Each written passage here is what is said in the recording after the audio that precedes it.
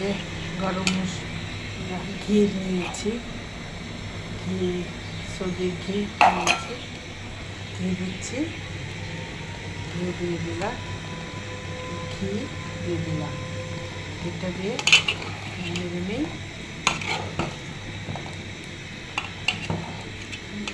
ঢ্যাঁড়সটা ভাঙা যাবে না, ভেঙলে ভালো লাগবে না। দিয়ে দিলাম ঢ্যাঁড়সটা দিয়ে, ঘি দিয়ে দিলাম, আর একটু উপর দিয়ে একটু গরম মশলা দিয়ে দিই।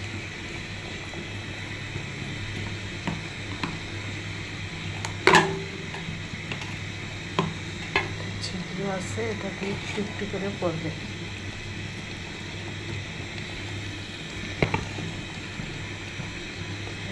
আমার ঢ্যাঁড়স দিয়ে ডাল মশলা থাকে, মাছের মশলাটা দিচ্ছি, ম্যাগি মশলা দিলে অনেক মজা লাগে। হয়ে গেল, এটা ঢেকে রাখি কিছুক্ষণ, ঢ্যাঁড়সটা আরও মুলাম হোক, খেতে ভালো লাগে। হয়ে গেল আমার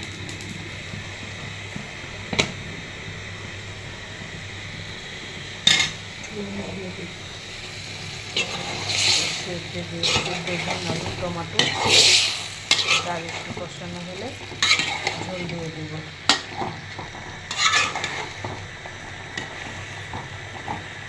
একটু কষানো হোক, এটা ঝোল দিয়ে নেব।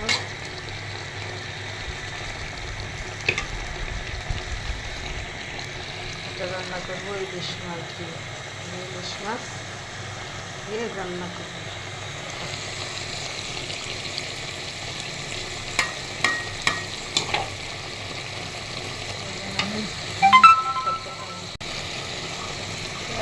রান্না করা সত্যি, রান্না করো, ভিডিও করো, একা একা সব করতে হয়। অনেক সময় ভিডিও করতে মনেও থাকে না, ভালো ভালো আইটেমগুলো যখন করি তখন আর ভিডিও করতে পারি না। রান্নায় মনোযোগ থাকে, তখন আর ভিডিওর দিকে মনোযোগ থাকে না। ভিডিও করা, রান্না শেষ হলে তখন মনে হয় আল্লাহ ভিডিও তো করি না।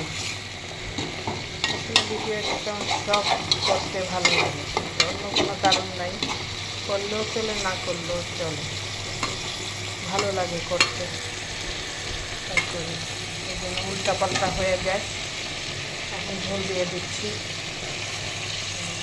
ঝোল দিয়ে দেবো, ঝোলটা হয়ে গেলে মাছ দিয়ে দেবো।